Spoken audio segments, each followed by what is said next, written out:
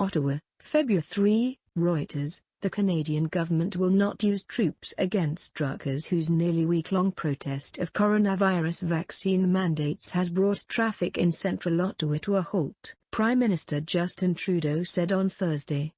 More than 200 trucks and other vehicles have been blockading downtown roads in the nation's capital since last Friday in what is an unprecedented protest by Canadian standards.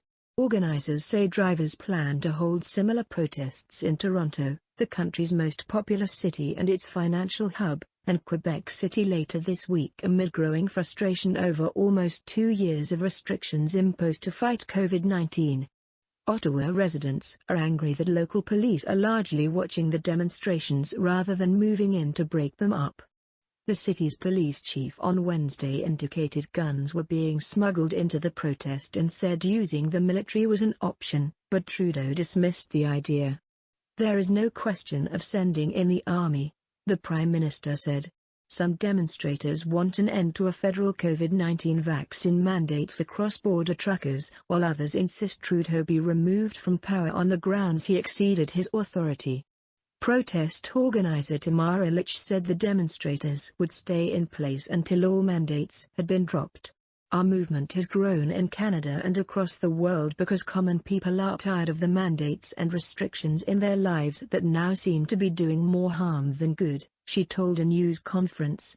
A few people on Ottawa streets have brandished Nazi flags, harassed minorities and threatened reporters.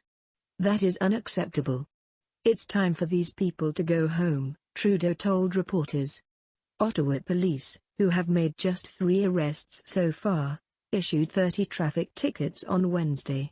The protesters have raised more than 10 million Canadian dollars, $7.9 million, on the crowdfunding platform GoFundMe, which has suspended disbursements while it checks on how the money is being spent.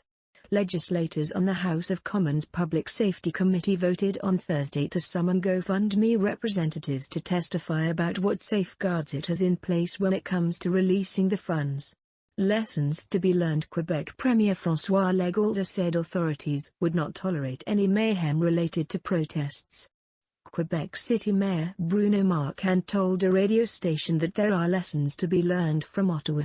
Trudeau's Liberals look set to benefit politically from the protests, which have split the official opposition Conservative Party.